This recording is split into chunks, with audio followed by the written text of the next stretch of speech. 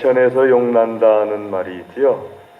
아주 어려운 형편에서 그 뛰어난 인물이 나올 때 개천에서 용났다 하고 표현을 하는데, 역사상 개천에서 용난 경우에 그 대표적인 인물 중에 한 사람이 다윗입니다. 다윗은 이스라엘의 왕이었는데, 원래 출신 성분으로는 특별히 그 시대에는 그 신분제가 아주 명확했지 않습니까? 다윗은 왕이 될 만한 집안의 사람은 아니었습니다. 그 사울 왕 시대였지 않습니까? 그때 다윗의 하는 일이 목동이었는데, 이 목동은 그 시대에 가나안 땅 정복하고 난 이후에는 이 농사 짓는 일이 이렇게 좀 높임받는 시대였지, 목축하는 일은 그렇게 높임받는 시대가 아니었습니다. 그런데 다윗은 그 집안에서도 그러니까 천하게 여기는 일을 도맡아서 하는 그런 역할이 다윗이었습니다. 그래서 사무엘이 하나님의 명을 받아서 이새의 집에 가가지고 이새의 아들들에게 기름을 부어서 왕으로 삼으려고 할 때, 하나님께서는 사무엘을 통하여서 다윗을 기름 부으려고 하셨는데, 이새의 아들들이 다 기름 부음 받았는데도 다윗이 안 나타나는 거예요. 그러니까 하나님의 감동을 받아서 사무엘이 아들이 또 없느냐 하고 물었더니, 이새 다윗의 아버지가 말하기를 하나가 있긴 한데 뭐 이렇게 볼품은 없습니다 하고 말을 하는 거예요. 그러니까 집에서도 별로 인정을 받지 못하던 아들이 다윗이었어요. 그런데 그런 다윗이 왕이 됩니다. 하나님께서 사무엘을 통해서 기름을 부은 다음에 사울의 밑으로 들어가게 하시고 여러 가지 우여곡절을 겪고, 특별히 사울 왕에게 수년 동안 쫓김을 받지요. 약 한 10여 년 넘도록 쫓김을 받다가 그 왕이 되는데, 죽을 과정을 몇 번을 거치면서 왕이 됩니다. 그리고 헤브론에서 7년 동안 왕으로 지내고 33년 동안 예루살렘에서 통합국가의 왕이 됩니다. 나이도 그 이스라엘 왕 중에서 제일 오래 살아요. 70세에 세상을 떠나게 되는데, 우리가 잘 아는 그 이스라엘의 대부분의 왕들이 70세가 못 되어서 세상을 떠나는데, 다윗이 제일 오래 살고 왕도 40년 동안 하는 이런 정말 개천에서 용난 것 같은 그런 모습입니다. 근데 다윗이 어느 날 하나님 앞에 성전을 지어드릴 마음이 생깁니다. 나단 선지자에게 말하기를, 하나님께 성전을 지어드려야겠다. 나는 백향목궁에 살고 있는데 하나님께서는 여호와의 언약궤는 천막 가운데 있는 것이 말이 안 된다. 하나님께 성전을 지어드려야겠다 하고 말을 합니다. 나단 선지자가 들으니까 너무 좋아요. 왕 좋은 대로 하십시오. 근데 나가다 보니까 하나님께서 그 밤에 말씀을 주시는데, 다윗이 성전을 짓지 못하게 하여라. 두 가지 이유 때문이에요. 첫 번째는, 내가 언제 다윗에게 성전 지어달라고 했느냐. 나는 이스라엘 백성 중에 과거에나 현재나 성전 지어달라고 말한 적이 없다. 그러니까 다윗이 짓지 못하게 하여라. 내가 장막 가운데 거한다고 해서 왜 나를 아직도 장막 가운데 거하게 하느냐 말 한마디 한 적이 있는 줄 아느냐. 다윗이 성전을 지어 바친다고 한들 그 성전이 내 발 하나 얹을 만큼 크기가 될 줄 아느냐? 난 성전 지어 다윗이 못 짓게 하여라. 두 번째로, 다윗은 피를 너무 많이 흘렸다. 수 없는 전쟁을 통하여서 때때로 많은 피를, 흘리지 말아야 될 피도 흘린 사람이니까 다윗이 성전을 짓지 못하게 하여라. 대신에 솔로몬이 짓도록 해라. 그의 아들 솔로몬이 성전을 짓도록 하여라. 다윗이 그 말을 듣고, 알겠습니다 하나님, 제가 성전 건축 안 하겠습니다. 그러면서 하나님께서 나보고 성전 건축을 하지 말라고 그랬지, 성전 건축을 위해서 준비하지 말란 말을 쓰면 안 하셨으니까 내가 성전 건축을 위해서 준비를 해놔야겠다. 솔로몬이 지을 수 있도록 준비해야겠다. 그래서 1절부터 9절까지 말씀 쭉 보시면은, 다윗이 성전 건축을 위해서 준비하는데 국가의 돈을 가지고 준비하는 게 아니고 자기 돈을 들여서 성전 건축을 위해서 준비하는데, 4절 말씀 보시면요, 금 3,000달란트. 이것만 해도 금이 제가 막 계산했을 때 한 돈에 6만 5천 원 정도 할 때 금 3,000달란트가 1조 1,500억 원 정도예요. 그럼 지금 금값은 제가 모르겠어요. 얼마인지. 그러니까 지금 생각으로는 지금 한 20만 원 합니까? 뭐 모르겠는데 그 당시에 6만 5천 원 정도 한 돈에 할 때 1조 1,500억 원 정도니까 지금으로 따지면은 20만 원 정도 잡아도 한 4, 5조 원 정도 되지 않을까요? 금만이에요, 금만. 금 1kg가 1달란트가 금 34kg가 넘어요. 34.25 뭐 이렇게 나가는 킬로그램이에요. 1,000달란트니까는 엄청난 금이에요. 근데 금만 있는 게 아니고 은도, 그 다음에 뭐 노스로 만든 모도, 그 다음에 나무도, 금, 방패도 뭐 이런 것들을 다 준비합니다. 그러니까 그래요. 한 4조 원이라고 쳐요. 뭐 5조 원 아니라고 금만 갖고 해서. 그러니까 돈 4조 원 갖고 우리가 세계에서 제일 높은 빌딩 짓는 것도 아니고 세계에서 제일 넓은 집 짓는 것도 아니고 성전을, 예배당을 돈 4조 원 갖고 지면은 어느 정도 질 수 있을까요? 우리나라에서 예배당 제일 잘 졌다는 것은 온갖 귀한 자재 다 드리고 뭐 크기도 크고 했다고 지은 예배당이 저 교대역쯤에 가면은 사랑의 교회 예배당이 있습니다. 그래도 그거 이 4조 원에 비하면은요 10분의 1도 안 들어갔어요. 제일 넓다고 치는 예배당이 여의도에 가면은 여의도 순복음교회 예배당이 있습니다. 그것도 역시 마찬가지로 20분의 1도 안 들어갔어요. 그러니까는 4조 원 갖고 질 수 있는 예배당 크기가 어느 정도냐면은요 정말 엄청난 그 규모의 예배당을 지은 거예요. 자, 그렇게까지 준비할 것이 무엇인가요? 그것도 국가의 돈을 가지고 준비한 것도 아니에요. 자기가 미리 준비한 16절 말씀 중반에 보면은 미리 저축한 평생 모은 돈이에요. 자기가 다윗이 왕 노릇하면서 평생 모은 돈을 예배당 건축을 위해서, 성전 건축을 위해서 딱 내놓은 겁니다. 어떻게 보면은 돌아가신 이건희 회장보다도 재산이 적은 거예요. 근데 아무튼 평생 모은 것을 가지고 예배당 건축을 위해서 딱 내놨어요. 왜 이렇게 했느냐? 우리 알고 있는 말씀, 역대상 17장 1절 말씀, 그리고 사무엘하 7장 1절 말씀 보면은 똑같은 말씀이 나오는데 다윗이 이렇게 말합니다. 나는 백향목궁에 거하거늘 하나님께서는 장막에 거하시도다. 하나님의 언약궤는 아직도 장막에 있도다. 천막 안에 있도다. 이 말이 안 된다. 하나님께로부터 큰 은혜를 받은 나는 백향목궁에 거하고 있는데 나에게 은혜를 베풀어 주신 하나님 그 언약궤는 아직도 천막 가운데 있다는 것이 말이 안 된다. 천막 가운데 있는 게 뭐가 문제냐 하면은요, 다윗은 전쟁을 많이 한 사람이에요. 천막 생활이 뭔지를 압니다. 여러분 천막, 요즘으로 치면 텐트 좋지요? 이렇게 버튼 하나 누르면은 차 위에서 쓱 나오는 것도 있고요.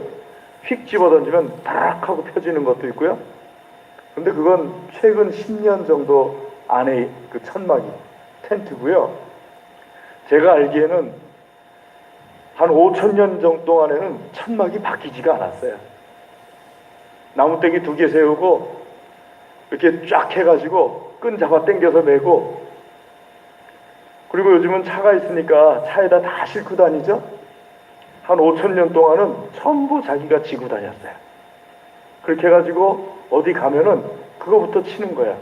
땅 고른 다음에 그냥 이렇게 다져놓고 치고 뒤집어 씌우고 주변에 삥 둘러서 또 물 들어오지 말으라고 파내고, 그게 천막이에요. 다윗은 평생 그걸 했어요. 쫓겨다니면서도 그 동굴 속에서 자고. 그러니까는 천막 생활, 텐트 생활이 얼마나 불편한지 알아요. 저도 그거 많이 해봤습니다. 아이들 데리고 어려서부터 많이 했고요. 저 혼자서도 어려서부터 많이 했고요. 또 차 안에서도 많이 잡았어요. 제가 주로 이용하던 잠자는 장소는 그 휴게소였습니다. 차 안에다가 봉고차니까는 늘 신문지를 갖고 다니면서 휴게소에 딱 들어가가지고요. 마스킹 테이프하고 신문지 꺼내가지고 차 앞유리부터 시작하고 사방을 신문지로 꽉 덮은 다음에 거기서 자는 거예요. 온 식구가. 좋아요. 문 열고 나가면 화장실이 있고요. 닦을 수 있고요. 먹을 것도 있고요. 근데 한 10여 년 전부터는 아우 싫더라고요. 이제는 천막에서 자는 것도 불편하고 차에서 자는 것도 불편하고 그래서 한 10여 년 전부터는요.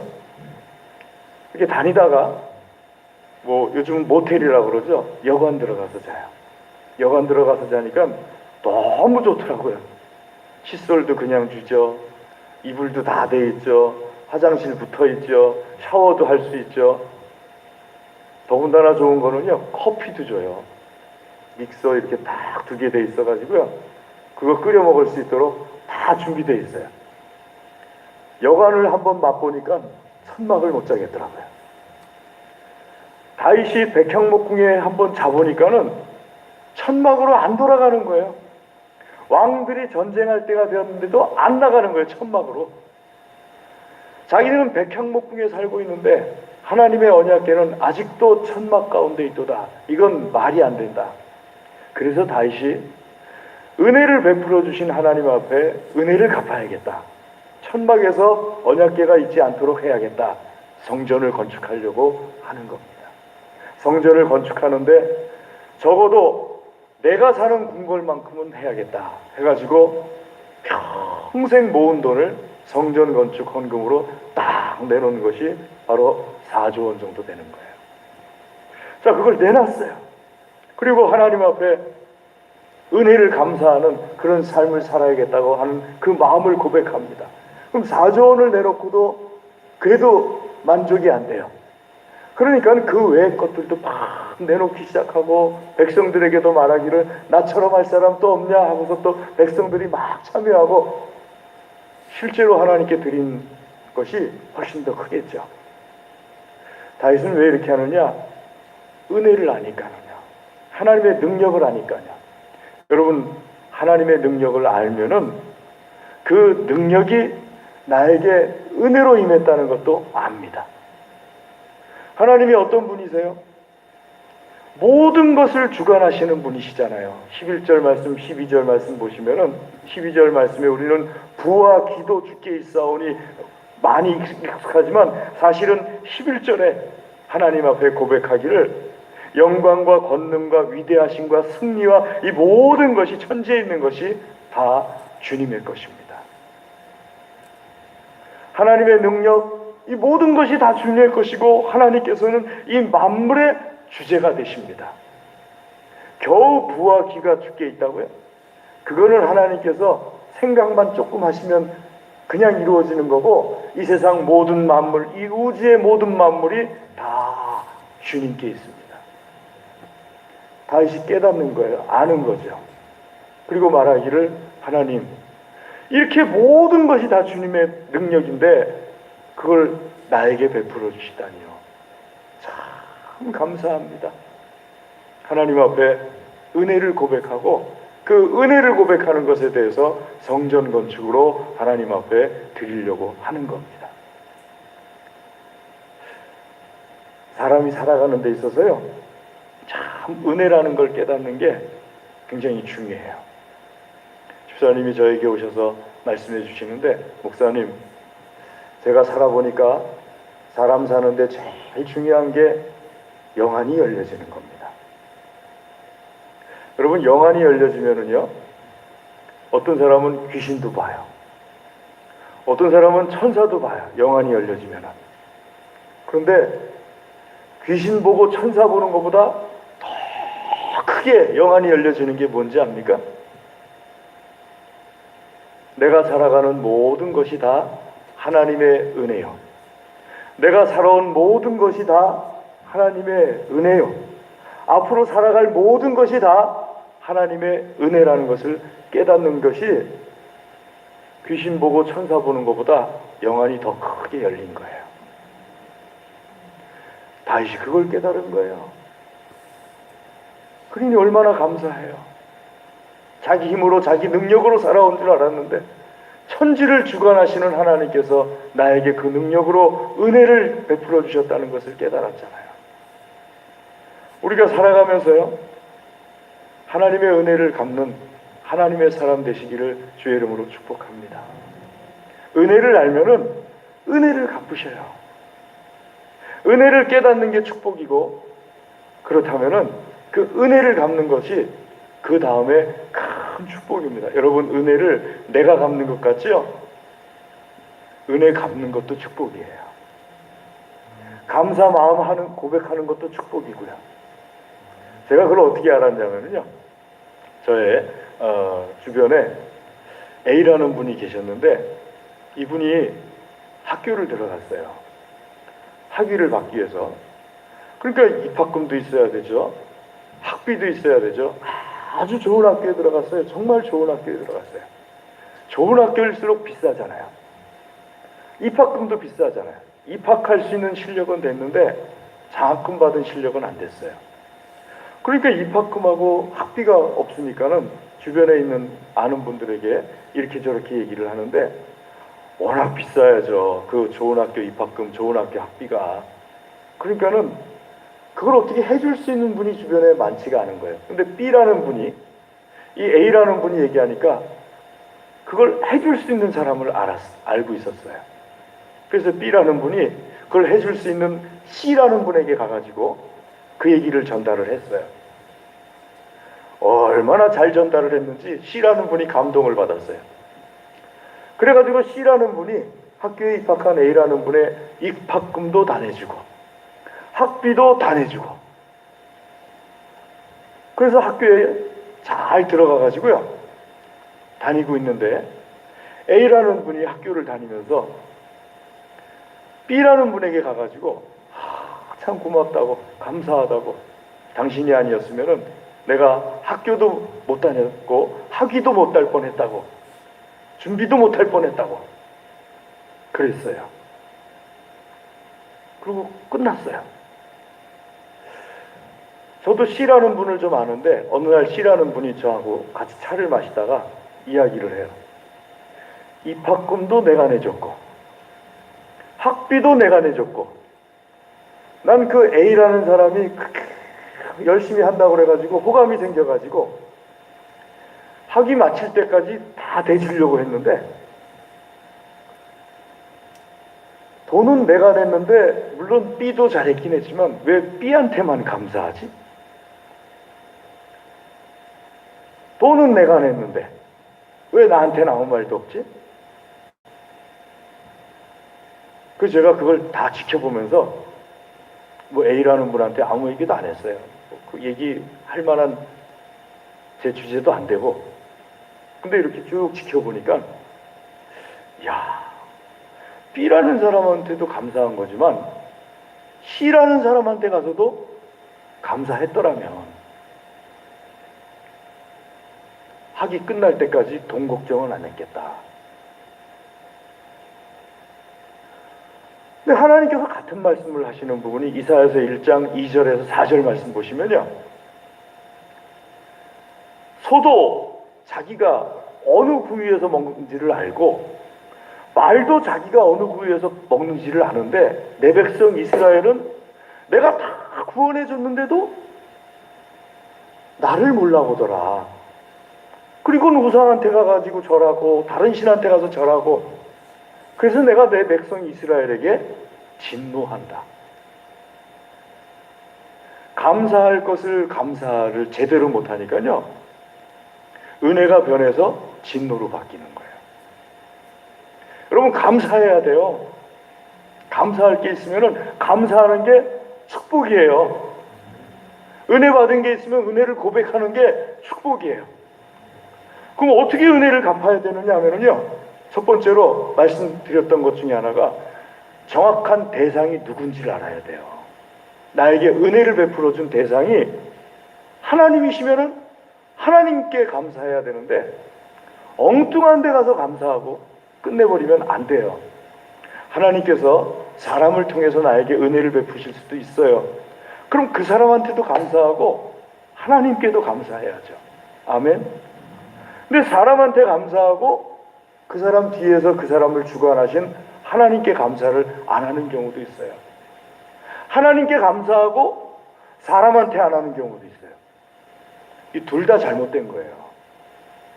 사람한테도 감사하고 하나님께도 감사하고, 제일 나쁜 케이스가 하나님이 해주셨는데 우상 앞에 가서 감사하는 거. 이게 제일 나쁜 케이스죠.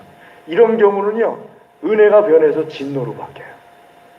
정확하게 하나님 앞에 감사하셔야 돼요. 두 번째는요, 정확한 내용에 감사해야 돼요.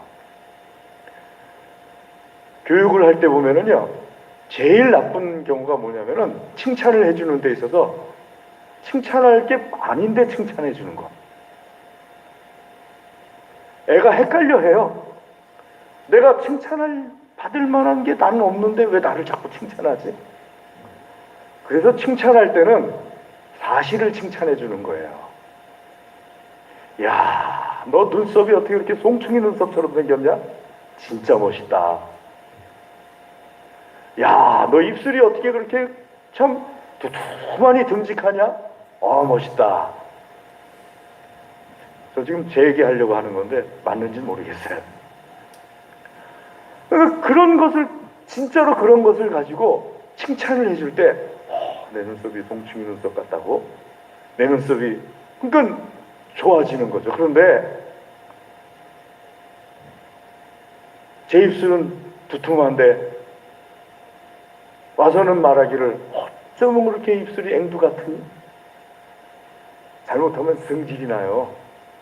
나도 앵두 같지 않다는 걸 나도 아는데 나한테 와가지고 앵두 같다고?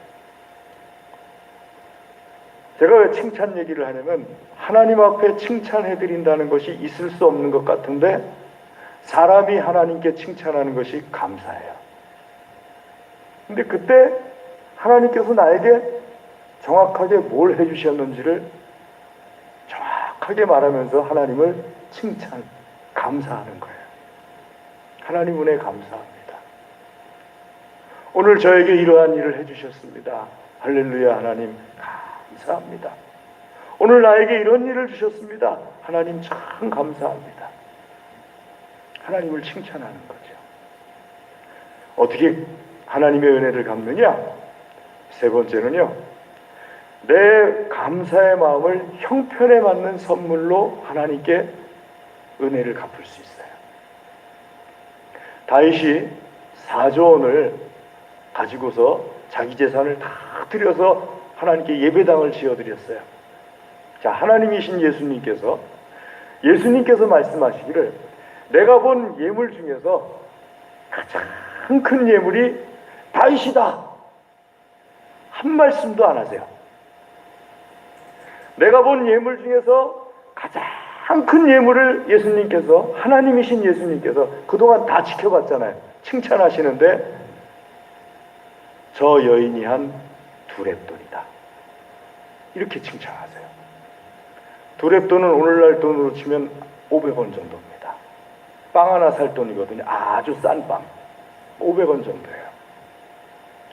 저 여인이 내가 지켜본 것 중에서 가장 큰 예물을 하나님께 드렸도다. 엘리야가 만났던 여인이 엘리야에게 드린 그 가루와 기름 한 병도 값진 것이었지만 예수님의 칭찬은 저 여인이 나에게 드린 두렙돈이라는 거예요. 저희 선배 목사님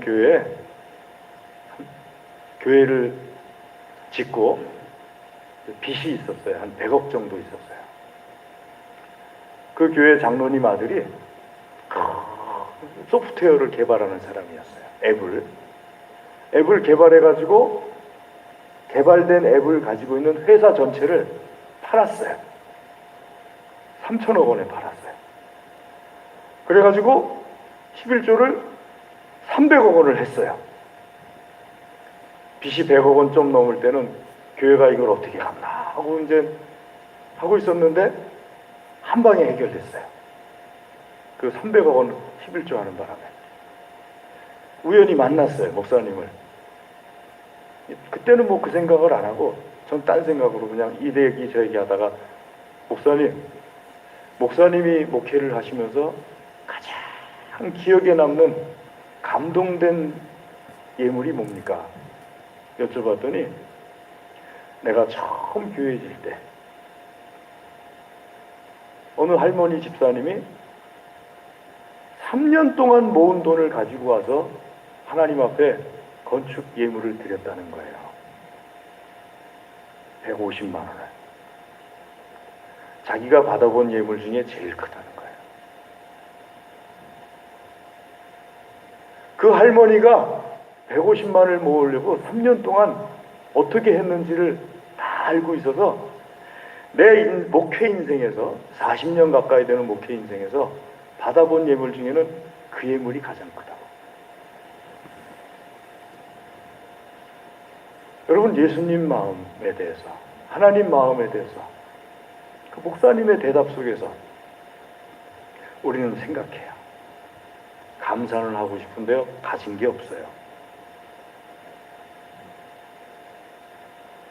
정말 그럴까요? 감사가 축복이에요.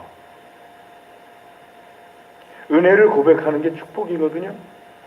근데 내가 가진 게 없어서가 아니고요. 은혜를 고백이 안 되는 거예요. 감사의 고백이 안 되는 거예요. 다윗에게서 하나님께서 우리에게 말씀하시는 것은 나에게 있어서 가장 귀한 것, 하나님 앞에 드리는 그 모습이 감사와 은혜에 대한 고백이 깊숙한 곳에서 있으니까 나온다는 것을 우리가 알게 되죠. 그리고 그걸로 인해서 다윗은 큰 축복을 받게 되는 거고요. 사랑하는 교우 여러분, 은혜를 갚아야 합니다. 하나님의 은혜, 예수님의 은혜, 얼마나 귀한 은혜입니까? 그 은혜를 갚는 데 있어서 하나님 앞에 정확하게 감사를 고백하고 하나님께 정확하게 어떤 것이 감사한지를 고백하고 또 내가 할 수 있는 한 최선을 다해서 내 형편에 맞는 감사의 예물을 하나님께 드리고 이러한 믿음의 사람들 될 수 있기를 주의 이름으로 축복합니다. 기도하겠습니다. 하나님 아버지 감사합니다. 주의 시간